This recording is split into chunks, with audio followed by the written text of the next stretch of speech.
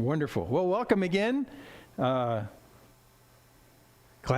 you could join us online. We were just talking this morning about the fact that if this had happened 10 years ago, we wouldn't have had this recourse to do this. So this is something, although it's not quite the same. I was emailing someone earlier this week about the fact that after all this is past us, and I don't know when that's going to be, the currency of hugs will feel very valuable. So that's just a crazy piece of business. Speaking of which, sheltering in place, is that the term, sheltering in place, I think? Yeah, sheltering in place. We did some sheltering in place this week by going to Costco. Can you do that? Well, it wasn't just for us, it was for other people too. So, anyway, we got to Costco, we found a big line there of people. We didn't realize they were actually metering people into the building, kind of like they meter the on-ramps to the freeways when it's kind of congested. They were metering people in. That was something of a surprise to us if you haven't been to Costco for a while. But it was really pretty much my first foray into the shelter-in-place culture right now. And surprising how few cars there were in places where we expected to see cars. Freeway a little less than you normally expect. And even as we were doing that, as we were doing this very strange Twilight Zone-ish trip into Costco and across the roads and stuff like that, I flashed back to this song in Deborah that we're going to finish today, and the song in Deborah where when she introduces herself in the song, she tells us what the place looked like at the time. And she said in chapter 5 in the song, she says, here's how things are going at the time. In the days of Shamgar, the son of Anath, and we'll talk about him later, but in the days of Shamgar, son of Anath, in the days of Yael, I'll say it right, it looks like jail, but it's Yael. In the days of Yael, the highways were abandoned and travelers kept to the byways. And, verse 7 of chapter 5, the villagers ceased in Israel. Well, it didn't mean they didn't exist. It just meant that village life ceased. That means people didn't go out. They ceased to be until I arose, Deborah, arose as a mother in Israel. So I was thinking, boy, that is pretty close to what's going on right now. Village life as we know it, it's sort of ceased. It's sort of ceased. And back when they would say villagers during their time, they're talking about the places where people lived, that they weren't inside the protective walls of a walled city or something. I mean, you're just out in the open. Think camping, how exposed you are in camping. You don't go camping in bear area without some kind of protection, at least aware of the fact that between you and the bears is just a piece of fabric in your tent. That's how exposed you are. That's village life back then. And Deborah's writing in the song, that's what things were like. Village life where you went out and you just did your thing, unmolested by problems or any of that kind. That had just stopped. That had stopped. And why? Because of Jabin, the king of Canaan, whose general Sisera completely dominated the plains of central Israel where Issachar lives, the tribe of Issachar, completely disrupted all of that life. You could not stick your neck out in public because you just never knew it was going to happen. And the little kids would say, Mommy, can I go out and play outside today? No, because there's chariots in the valley of Jezreel. There's chariots. You can't go out there. So this is pretty similar. They had been like this, not for a couple months like us. They'd been like this for them for 20 years. 20 years. Village life had stopped. And so she arose, a mother in Israel. So we're going to finish that today and look at the rest of the song. I'm going to do a recap again, and since I love Google Earth, I'll give you another recap with Google Earth. So here's the song of Deborah, of course, that we're looking at. And this will finish our discussion of Deborah. Deborah's just in 2 chapters of Judges. Judges, a very dysfunctional time in the life of Israel between coming into the land with Joshua and having the first kings, Saul and then David, to help rule and recenter the country. So we're in this weird kind of wackadoodle time in the middle of the entire life of Israel. So here's the Google Earth for today. The recap is, as we come from the Eastern Mediterranean, we're going to come down to the western coast of Israel into the present day very active port city of Haifa. Did it freeze again? It did. Oh no, I hate this. Give us just a second here, we'll restart this. Okay, PowerPoint's restarting. Sometimes I do some things that even our massive computers can't quite handle. I think that's Google Earth. So we're going to come in on the coast of Israel when we get this running again into Haifa. Haifa today is a very busy port city, one of the busiest port cities of all of Israel. And the Kishon River comes in from Haifa and goes inland from there. So this is what it looks like from space to this very day. So there's Haifa, as I was talking about. We come into Haifa, and there's a valley that comes in from Haifa into the central plains of the state. On the left there in the center of the picture, that's the Sea of Galilee. The Jordan River Valley goes to the south of that, to the right, down to the Dead Sea. So we're going to come around to where Sisera, the general of the chariots, and those guys bivouacked, where their center was. It was called Harosheth Hagoyim. Harosheth of the Gentiles is what that means. And you'll see it right there on the left, that little push pin. And their 900 chariots, 900 iron chariots, could come from the left there and go into that flat plain. You see how flat it is?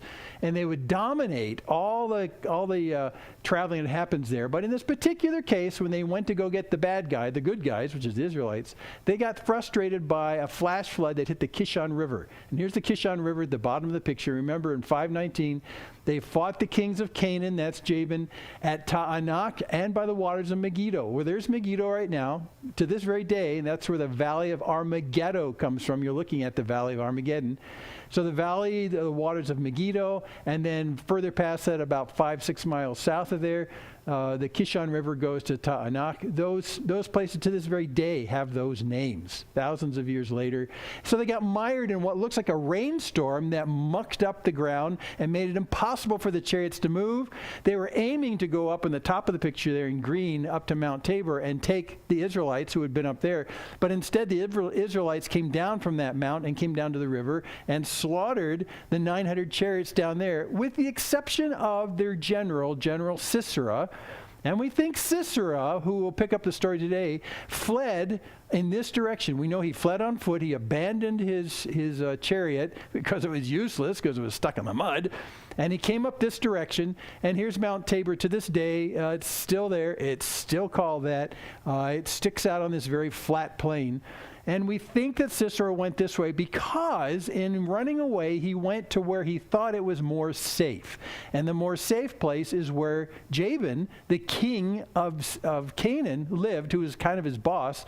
And he lives just north of the Sea of Galilee. Here we'll kind of jump over the Sea of Galilee. We'll go up into what's north of that, the Hula Valley, just like in Hawaiian, the Hula Valley. And Jabin, the king of Canaan, lived in Hatzor, right there in Hatzor, very famous place, great archaeological dig today. And he went past there probably because he went to Kedesh. And if you look up to the left there, we'll put a little push pin up there, boop, tiny little yellow push pin.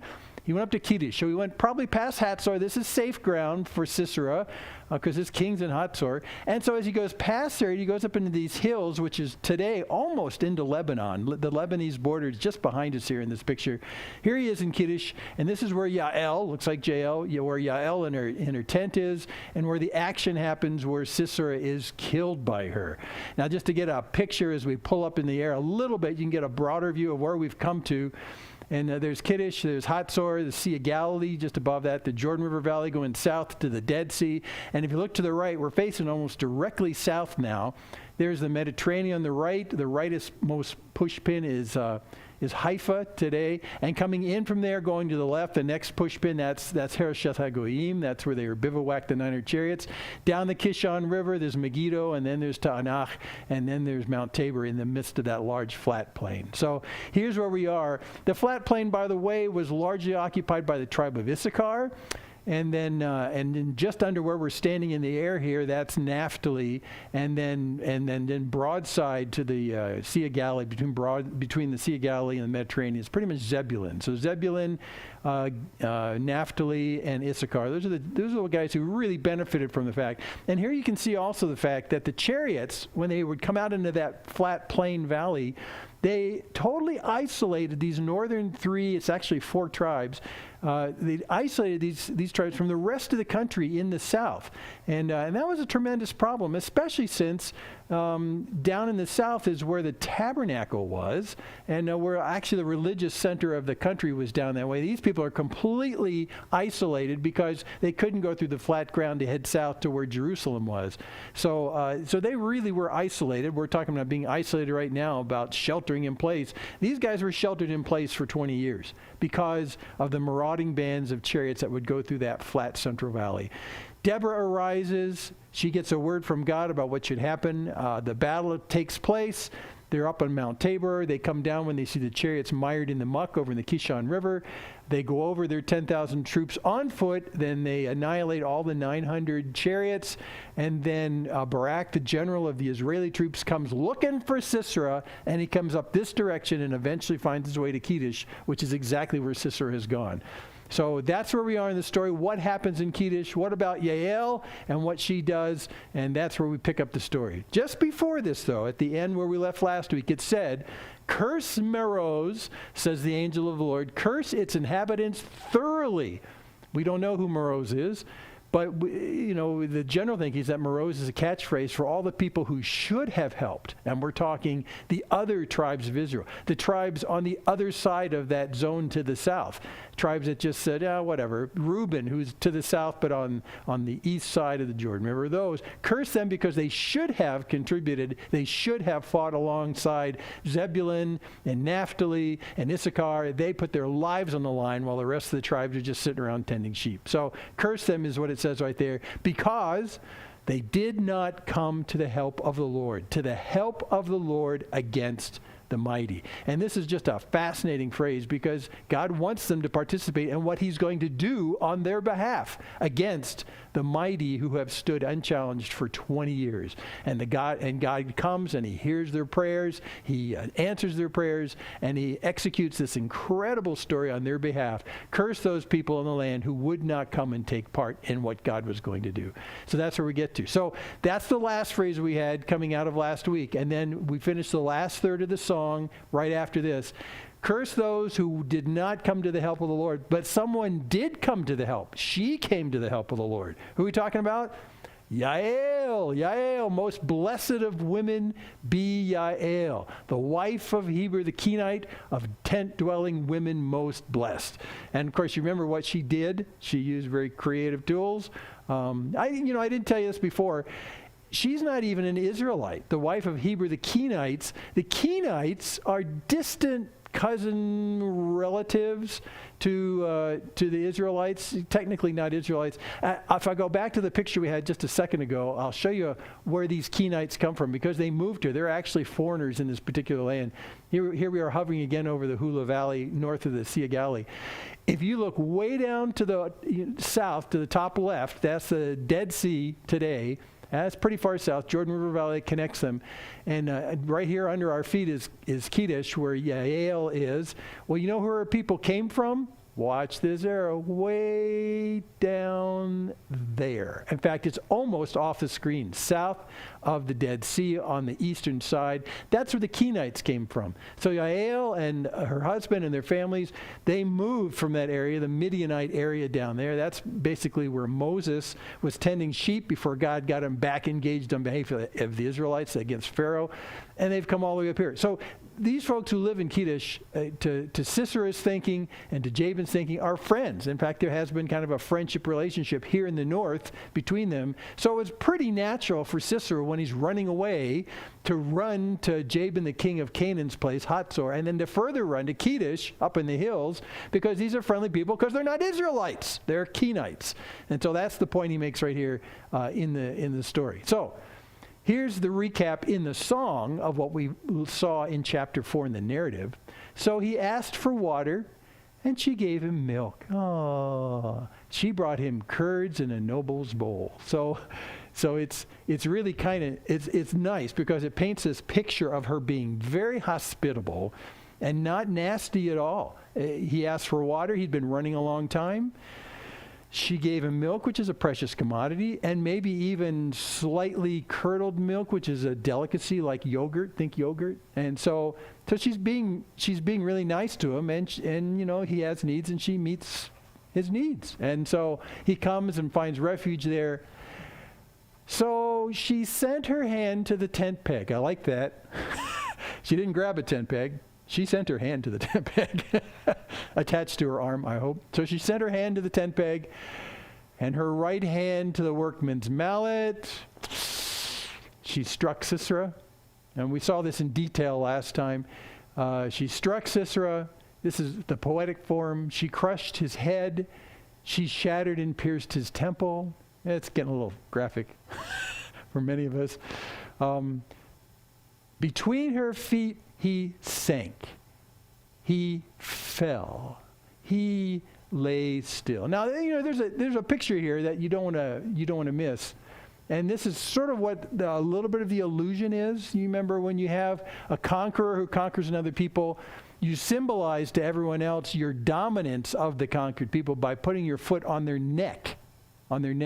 Or, in common parlance, in biblical common parlance, you make them a footstool for your feet.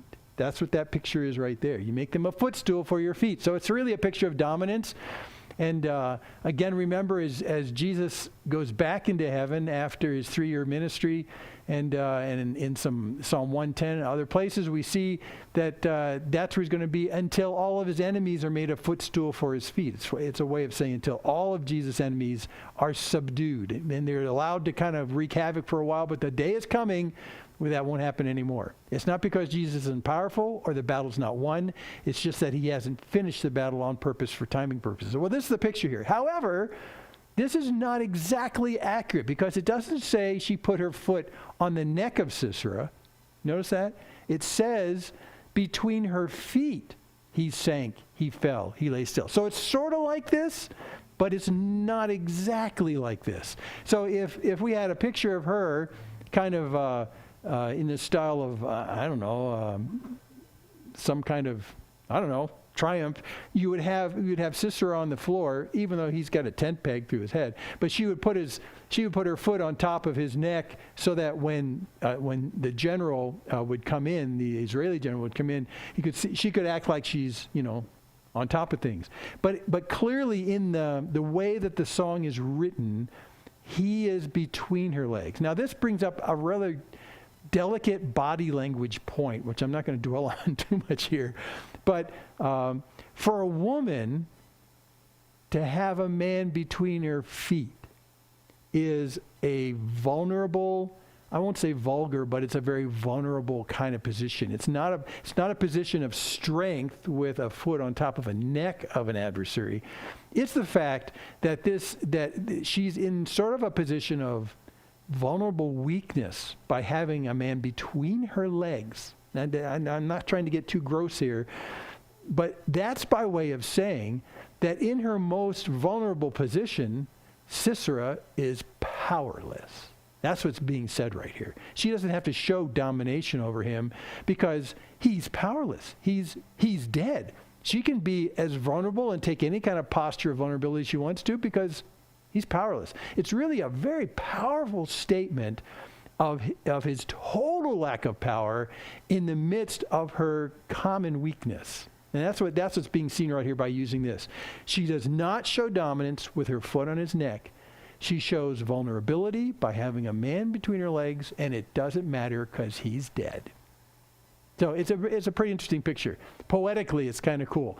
Between her feet, he sank, he fell, he lay still. And if you're not quite sure what this means, it's repeated in the song. Between her feet, he sank, he fell, and where he sank, just in case you weren't sure, there he fell, dead. So it's just a poetic way of saying, well, we already knew what happened. So there you go. That's the story we saw. She subdues him with a tent peg and a hammer, and there he falls dead. The powerful, now remember, the powerful and mighty Sisera, the general in charge of 900 chariots, at whose word he could send them out into the valley where Issachar lived, and he could molest anyone going through that valley for any reason they wanted to. They could exact taxes on anyone they wanted to. If people were gathering grain or growing crops to live, he could take all that kind of stuff. This is General Sisera, the powerful, mighty guy who dominated the area and caused havoc for perhaps 20 years. Here he lays powerless between the feet of Yael. Wow, the picture's just stunning. Well, there's another mother before we finish the song. And here it's mentioned, verse 28. Out of the window she peered. Who are we talking about? The mother of Sisera wailed through the lattice. This is a great picture. This is from our friend James Tissot, who did so many pictures from the Holy Land, painted great scenes. This is actually a scene not of Sisera's mother. This is a scene of David's wife, Michal, when David came into town and in front of the ark, and he danced, stripped down a little bit, danced like a maniac, and he got a lot of criticism from home for that. Well, this is them looking out the window at David coming into town. I think it's really great. But it does illustrate the fact that from these second-story windows that the women were in, the lattices cut the sun coming in through the room because they didn't have, like, shade film and stuff like that. So that's exactly what it is. You're up on your balcony, you're up on your second floor, and you look out through the lattice. There's the lattice. Hey, it's great. So now we switch scenes from Yael, the mother, who has taken down the powerful Sisera, and we switch to the powerful Sisera's mother herself, peering out the window, wondering why Sisera's late. This should have been an easy, quick, tactical maneuver where 900 chariots come out of Harosheth Goyim. They race across that flat ground. They surround Tabor, and they take down all the guys that are there, or they wait them out. But, it's an easy tactical maneuver. And she's the window wonder what's holding up my son. So here's another mother who's waiting.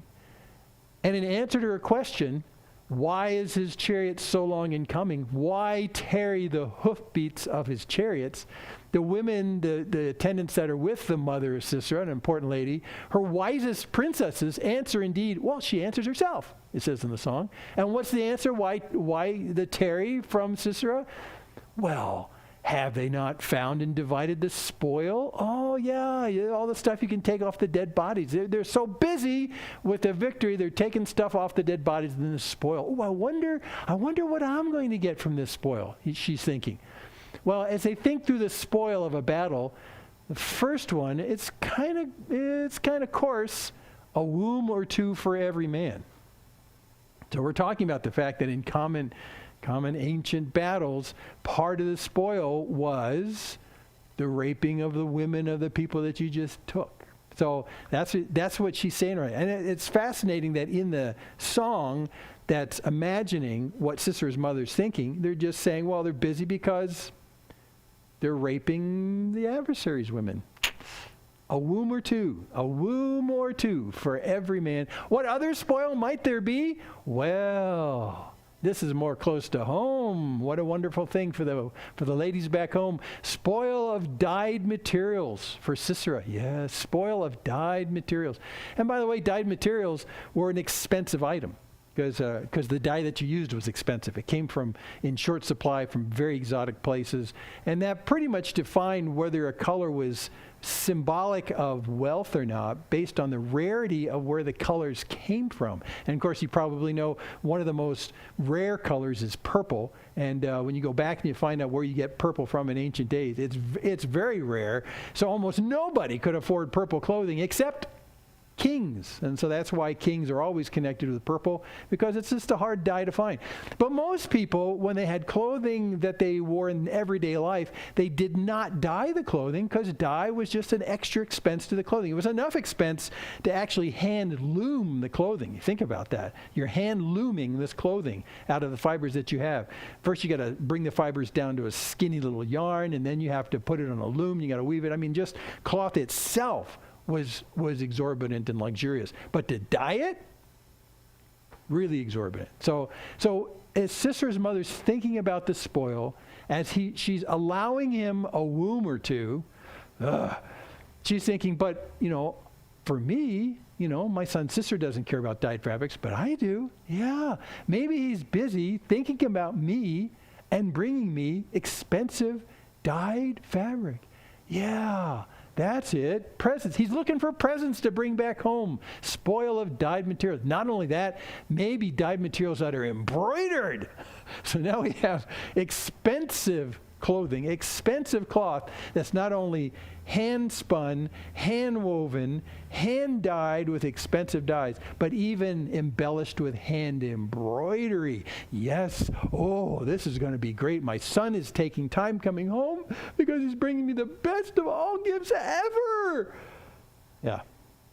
Now, of course, this is all speculative in Deborah's mind as she writes this song, but this is exactly what would be going through the mind of Sisera's mother, who's a very important woman who's been accustomed to great wealth all the time that he's had this high position, serving under Jabin, king of Canaan in the land, and she's expecting great stuff, so maybe that's why he's delaying, because he's thinking of me and he's bringing good stuff home. Yeah, okay. And the poetry goes on in the song, maybe 2 pieces of dyed work. Yeah, 2 pieces of dyed work. Yeah, embroidered for the neck as spoil. Yeah, so it'll be embroidered in such a way that I can wear it around my neck and everyone can see the great embroidery that my son brought me from the spoils of war. Yeah. Because, most of the jewelry that women wear are around the neck area and head, right here. So she's saying, my son's bringing me a wonderful gift, and it'll be such a wonderful gift, I'll be able to wear it in the most notable area that women are used to, and I'll be able to strut around and say, my son loves me because he took this off of a dead Israelite. This is what this is all about. This other mother who's going to be greatly disappointed when she finds out what happens. We'll come back and summarize that in a second because it's just a strange speculative ending to the song. So here's what Deborah finishes with. In summary, so may all your enemies perish, O Lord. May all your enemies perish. You notice not all Israel's enemies? All of God's enemies. May all your enemies perish, O Lord. But your friends, Israelites, be like the sun as he rises in his might. So the friends of God will be in these conflicts like the sun itself, whose presence is inevitable, it cannot be stopped, and its searing heat of the day, you got to think kind of Middle East heat and stuff, the searing heat of the day, it's completely irresistible in that sense, and when it comes up, it rises in great might. So that's Deborah's hope at the end on all of this. May your friends be like this, and may all your enemies be vanquished. It also, when it comes to Sisera's mother, may they all be disappointed in the rashness and the pride of their might and the disappointment of the fact that God is the one who protects Israel and not the might. Okay, and then very lastly, and they all lived happily ever after? Yes.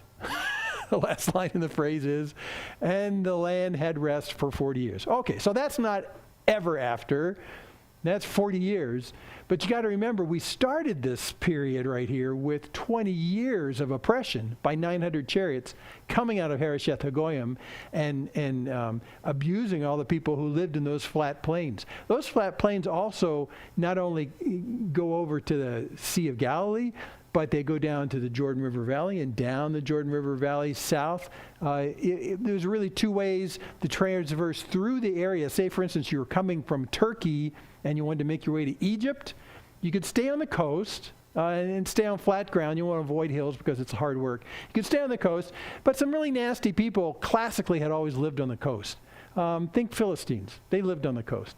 Where present-day Gaza is, that kind of an area. So many people, as they were coming south to make their way to Egypt, wouldn't stay on the coast. It'd be nicer to head inland.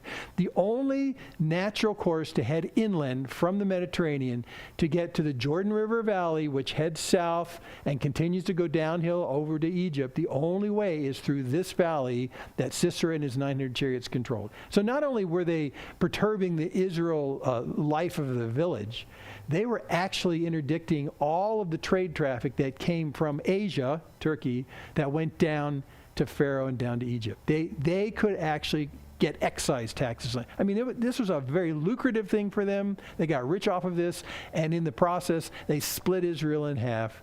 And God said, when the people rose up and said, God, help us, he says, you're right, no more. We put a stop to this. So for 40 years, they had rest because of this. Okay, let's do a little wrap up. Remember, I was saying that what we do when we look at these narratives, and again, this song that talks about the narrative, is we need to make some conclusions. And here's the very, very stark conclusion at the end of at least this section. You have this really incredible contrast between the strong and the weak. Between the strong and the weak. And it is perfectly pictured with Yael standing with this dead man between her feet. And here's the strong, dead, and here's the weak with a mallet and a tent peg. Well, the tent peg's on the floor now, I guess. But this is the image that Deborah wants you to stay with at the end of this story, is that this thing that had been a problem for 20 years, and because of the Israelites' own rebellion against God, forgetting about him, God allowed this to happen. He took his hands off. But then when they cried out to him, he relented, and he says, now we fix this. And he did that through the wisdom that he gave to Deborah, and Deborah's connection with Barak, the general of Israel, and the rest of the story. But all of this happens because God chooses to use weak against the strong. And throughout the entirety of the song talks about the mighty. Well, the mighty in quotation marks. The mighty is the 900 chariots. The mighty is Sisera and that power group that controlled the entire area. And God says, that's the mighty. And God criticizes those other tribes who would not come to the aid of Zebulun and Naphtali and Issachar, who stayed at home and tended their sheep or played with their boats. That's Dan, or whatever they're going to do. They stayed home. And God chastises them because they did not come to the aid of the Lord against the mighty. You see that? So the mighty are there in charge, but God is going to change the balance of power in all of this. And last time we talked about the fact that's the chief complaint God has. Not that they didn't risk themselves, but they didn't trust that God could complete this battle on their behalf. And so they didn't participate in it. So instead they tended sheep and played with their boats and stuff like that. So here we have this great contrast between the strong and the weak. And that's clearly the point that Deborah wants to make in this song. It's not about what Israel did. It's about the fact that Israel called out to God to fix the situation that seemed like it was going to go on forever, 20 years. And God did indeed intercede and participated in the destruction of the enemies of God by asking Israel to take part. And it's not because they're strong. So I was just thinking through the strong and the weak thing. And you think about strong, like think about Sisera, and you think about weak, like Yael, and even like Deborah. The strong always rely on men to get things done. That's my Tim Allen kind of thing. So, and in fact, that's true. Men are always the strong ones in cultures and in armies and stuff like that. We know constitutionally, even physiologically, they're made that way. So here we have the contrast of the men, the strong men, versus the weak women. I mean, that's really clearly the picture. Keep thinking about Yael astride this dead man between her feet. And it's crazy. I mean, it's just crazy. The strong here in this case, they relied on chariots. Massive war machines, impenetrable, impossible to attack war machines that were not only armored on the sides, but they carried usually two guys, a driver and a weapons guy.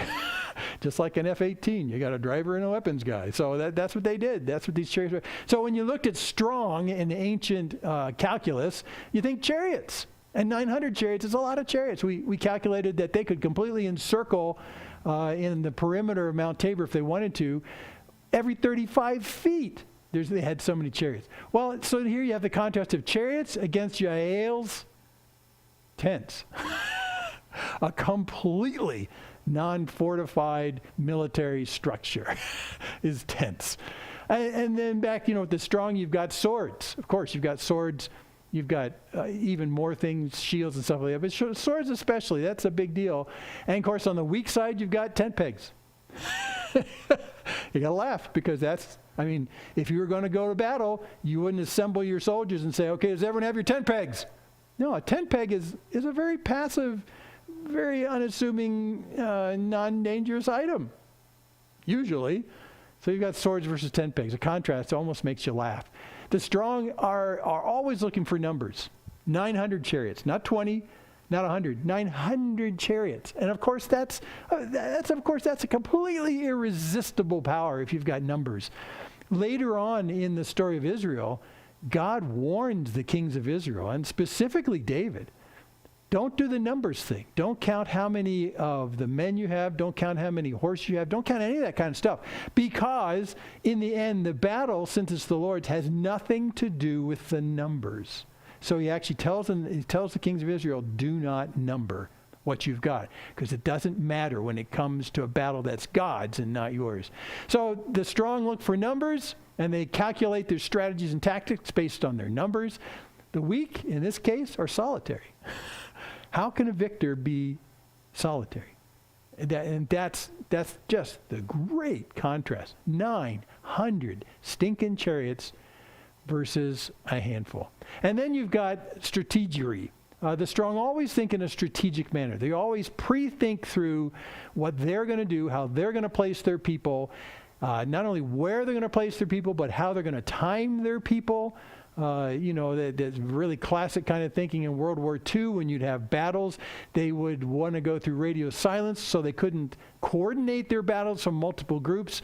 So they would, before they went out, they would synchronize watches. So you would do things at exactly the same stroke of the second. So they're always thinking strategic. Where to put your people for the best possibility of winning, and how do you deploy them on schedule so they're coordinated. It's all strategy. It's all strategy about how to win. That's for the strong. But for the weak, all they're doing is just being faithful. Yael, all she's doing is being faithful. She's doing home. Deborah's out under a palm tree helping people work through civic issues and discontent and conflicts. And I mean, they're just being faithful. The weak are just faithful at what they do, and they're not trying to pre-think a strategy to make things work. They're just being faithful to God, and they're leaving the strategy to God. That's a huge contrast. And last on my list, and this list could go on forever and ever, the strong always look for extraordinary means of overcoming the enemy. You think again during the succession of world wars we've had, secret weapons were a really big deal. World War I, big secret weapon, tanks. Tanks were the big introduction to infantry warfare. World War II, you've got a whole bunch of stuff. Now you got airplanes and bombers and eventually an atom bomb. So, I mean, the strong are always looking for a strategic advantage by looking for the extraordinary that other people don't have. But the weak, when it comes to these kind of conflicts, they're just doing the ordinaries, because God works through the ordinary circumstances, and that's what happens. So when you look at these two things, you realize, and again, I mentioned my list went on a lot further than this. The contrast in this story is meant to pique your interest in the fact that when God engages on your behalf, he does not do it through the standard culture of strength, which is what you see on the left. He does it almost always on the basis of weakness.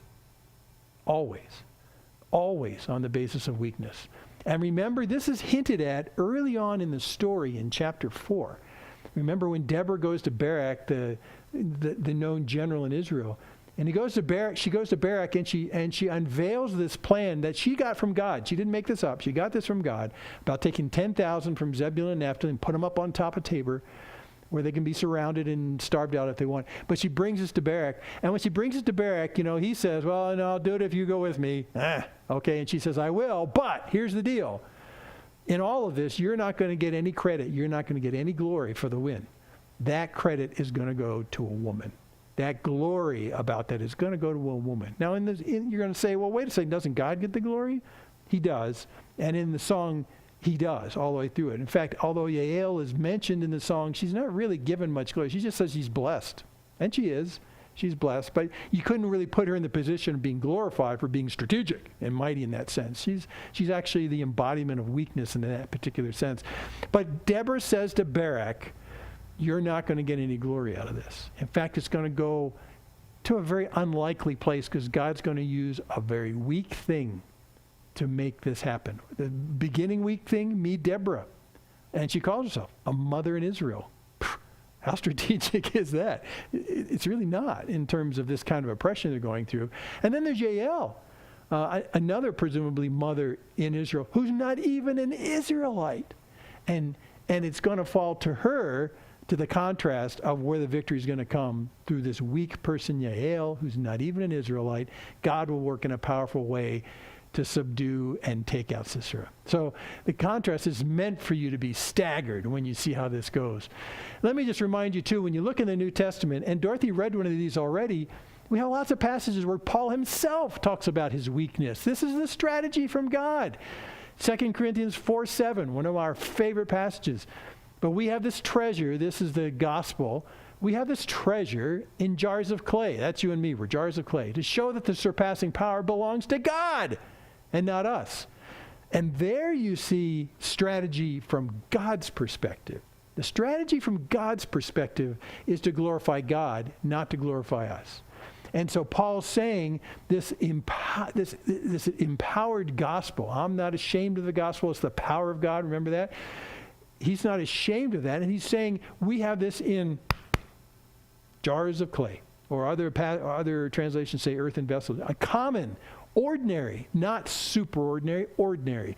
We have this extraordinary thing in ordinary containers, that's you and I, so that no one will misunderstand the powers of God, not from us. So God's strategy in this battle is to use weak things in order to point everyone's attention to the fact that the powers from God is not from us. So this is God's strategy. It's not counting numbers. It's not coming up with chariots, not all that kind of stuff. God's in control. God has the power. But he wants to involve us in these conflicts and these engagements so that in the process, the glory goes to God and not to us. That's what he says there in 2 Corinthians. He goes on in 2 Corinthians later on in chapter 11. So if I must boast, I'll boast in the things that show my weakness. Yeah, I'll boast in the things that show my weakness because I want God to be glorified. In another place, remember, Paul himself said, listen, when I came into town, when you saw me personally, did I come using fancy speech? No. And Paul could use fancy speech.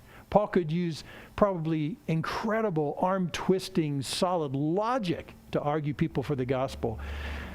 But he says, I didn't do all those things because I didn't want your faith to be built on my eloquence or my ability to convince or sway or my strategic might in rhetoric. I want your faith to rest on something much more transcendent and much more powerful, and that's God himself. So I didn't come talking about this. So he says, here's my tactic then. My tactic wasn't to come and argue like that and be persuasive and powerful and irresistible in the force of my logic. I came and I talked about the cross and that's it. Because that's the power of God displayed and not the power of rhetoric through Paul. He goes on in 2 Corinthians and does a similar thing. When he was talking to God about this problem, this thorn in the flesh he has. But God said to me, he said to me, my grace is sufficient for you. For my power is made perfect in weakness. And when it says perfect, it means actually worked through to its end. It's made evident to its end in weakness. Therefore, I'll boast all the more gladly of my weaknesses, so that the power of Christ may rest upon me. So again, he said 3 times now, and in another place in this second letter of Corinthians, he says this is God's strategy, to use the weak. To use the weak in order to glorify God. So that when these kinds of engagements happen, no one can look around and say, well, I'm a product of Paul, or I'm a product of Apollo, or I'm a product of anybody. I'm a product of God himself and his power in my life. That's the connection that we want to do, not only when we come to the Lord, but when we continue to walk in the Lord and when we talk about the Lord to other people. It's the weakness on our part that contrasts that. And then, in the first letter, he writes this, and this is what Dorothy read earlier this morning. It says, okay, so let's recap for a second about ourselves. Consider your calling, brothers, okay? You're involved in this movement of following Jesus. Consider your calling, brothers. God, not many of you were wise according to worldly standards. So he's saying when God called you into this, did he call just wise people? No. Most of us are idiots. So consider your calling. Not many of you were wise according to worldly standards. What else? Not many of you were powerful. True. And you would think that God, who's putting together an army of people to advance the gospel, would find powerful people. But he doesn't. Not many powerful. What else? Not many were of noble birth. Well, that's a bigger deal then than it was now. But he's saying not only did God did not just look for wise people who are smart or powerful people who've got big guns, but also people who have traditional influence due to the nobility of their birth. They're always more influential, right? Right. Well, God says, not many of you are that either. Seems like God in his strategy is being a little silly because those are the 3 things that we all count on to make things happen on earth. All of these things. In fact, I was looking at that thinking, I was reflecting back on my many years in corporate life with Hewlett Packard. And I was thinking, those are actually the 3 qualifications that we used to give to every middle management and manager in the company, is those 3 things. They have to be smart, wise. They have to be powerful in some sense, usually rhetorically, so they can communicate visions and ideas and overpower people who resist it, And if they happen to come from, noble backgrounds or noble colleges, all the much better. So these are worldly classifications that if you want to get something done and you want to win strategically, this is what you do. But it looks as though, Paul says in 1 Corinthians, God is not using those criteria at all. Not at all. And which, of course, we're all sitting here saying, that's good. Because I don't even qualify for maybe one of those 3, let alone all 3 at the same time. So Paul says, look at ourselves. Not many of us are like that. But God chose what is foolish in the world to shame the wise. Now here's God's strategy coming out. He chose what's foolish in the world to shame the wise. It confounds people when the foolish, from a worldly perspective, do things that in the end come out to be extraordinarily full of foresight and wisdom. They go, where did that come from? And then we can say, well, it came from God. That source of that wisdom comes from God. So God chose what's foolish in the world to shame the wise, and God chose what's weak in the world to shame the strong. Now he says shaming the wise and shaming the strong. He's trying to tell the wise and the strong that if your reputation, if your ego is based on your wisdom and your smarts and your strength, it's all silly. Because God himself is the only one who's wise, and God's the only one who's strong. And those other things are kind of how we lie to ourselves about the fact that we're some things. Well, God deliberately chooses the foolish and the weak in order to shame those people who think they're some things, and how it fuels their pride. And then he finishes the sentence by saying, God chose what is low and despised in the world. That's the opposite of noble birth. God chose what's low and despised in the world, even things that are not. I mean, so despised no one even knows they exist, in order to bring to nothing things that are, so that no human being might boast in the presence of God. What a clear statement of God's strategy of glorifying himself in the midst of what should be, again, a losing situation where God does not use the wise, he does not use the strong, and he does not use the noble. Instead, he uses people who are exactly the opposite of that, so that in the calculus of a situation, when something goes down, you can say, I don't understand it. This does not add up, right? This doesn't add up. In the human sense, I think there's more going on than meets the eye here. And that's where we chime in and say, you're right.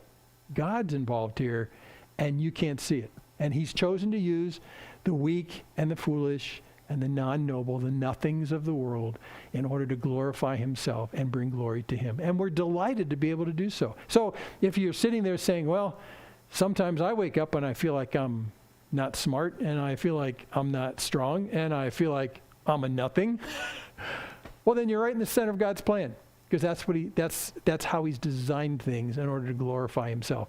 And that's exactly how he designed the story with Deborah, is to take Deborah, who's a mother in Israel, who rose up because village life had stopped. And because of her long-standing, ordinary connection with God and speaking with God and influencing the nation on a small scale with God, the nation cries out. And through this weak and ordinary lady, an extraordinary thing happens, not because of the calculus of strength and might and wisdom, but because of the calculus of the presence of God. And so her song is all about the presence of God to do this for us. So that's what we get out of Deborah. I can't remember where I went after this. Oh, yeah, there we go. I did a few more judges' comments. So remember, at the end of the narrative story in chapter 4 before the song, they write, so on that day God subdued Jabin, the king of Canaan, before the people of Israel. God did it. So this was God's battle, and clearly, based on the calculus situation, that's the only way to explain such an upside-down result. And then in the song itself, she writes, to the sound of musicians at the watering places, they repeat the righteous triumphs of the Lord. So this is really all about the Lord using very weak people to confound the wise and the powerful.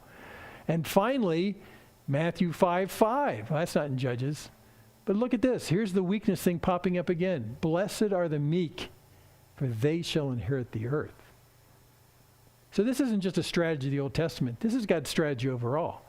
And the meek are people who do not win. They're the nothings in that line from 1 Corinthians. They're the meek. And in fact, you know what? I put that on there because after we get through Easter, we're going to do a series coming up to the summer, which I call the Hillside Homily, otherwise famously known as the Sermon on the Mount. And we'll take a look at this because weakness figures in a lot of these things, and we'll get away from some of these narratives and look at this very rich presentation, this sermon that Jesus does on the mountain there. And that's what we're going to do. That'll start April 19th after we get past Easter. So that's Deborah. And in fact, I wanted to just underscore one more time this whole theme of weakness because it went past us in the song. And we didn't make a comment on it. I did that on purpose. But I read it again this morning. Remember it says on verse 6 in the song, in the days of Shamgar, the son of Anath, in the days of Yael, the highways were abandoned and travelers kept to their byways and villagers ceased in Israel. Well, wait a second. Who's Shamgar? In the days of Shamgar, the son of Anath, and in the days of Yael? Well, again, if you turn just to the verse before the Deborah account, it's the last verse in chapter 3. Chapter 4 is where we start Deborah. Chapter 3, that's the only info we have about Shamgar. So it's written in verse 31, last verse of chapter 3, after him was Shamgar, the son of Anath, who killed 600 of the Philistines with an ox goad. And he also saved Israel. And that's the only thing we know. You say, wait a second. He killed 600 Philistines with an ox goad? You know what an ox goad is, right? It's a stick that you poke the ox with to make them go left and right. He killed 600 Philistines.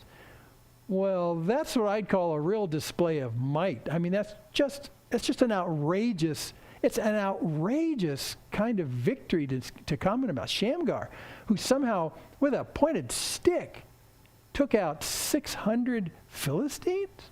How is that possible? And that's exactly what you're supposed to say to yourself. How is that possible? Well, in human terms, that's impossible. That is impossible.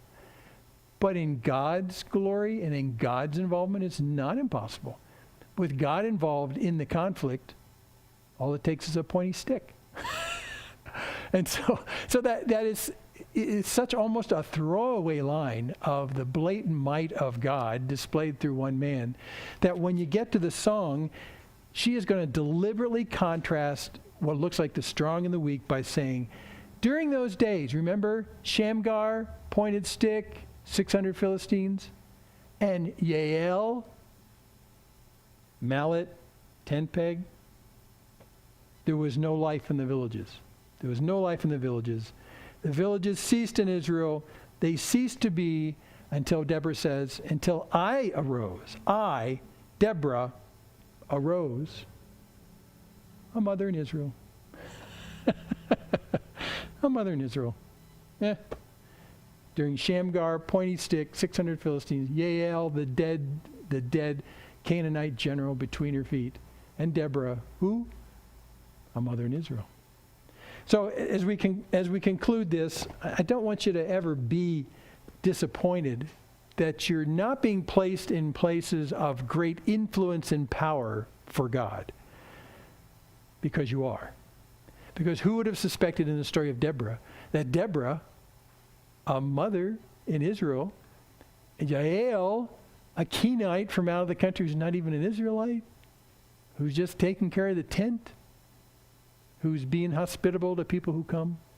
I mean, who would ever think in all of this, during all this ordinary life, that God would come and do powerful things? So I think many times we look at our own lives and we ask ourselves, what are we accomplishing? Is it big or small for God? I mean, are we big players or are we small players in the kingdom of God?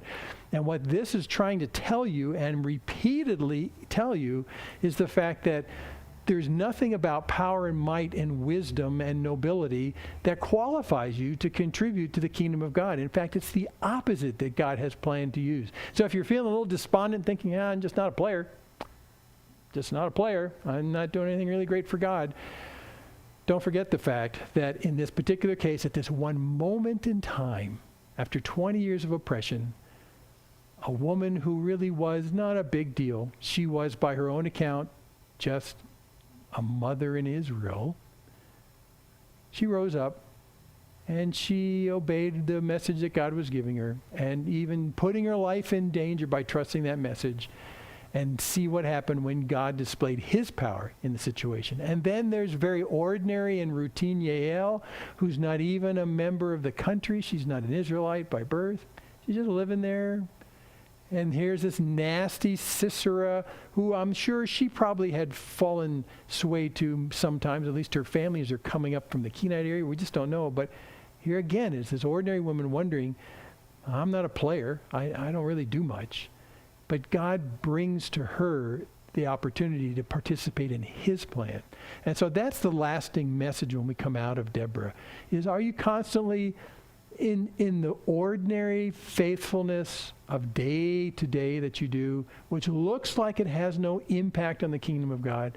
Are you saying to God all the way through that, God, thank you for what you've placed in my hands, for what I'm doing right now, for where you've put me, but God, I'm yours to be used however you want, and if it means someday I become a Yael or I become a Deborah, well, wait a second, I don't have to become anything. I just have to be faithful in the ordinary of where I am.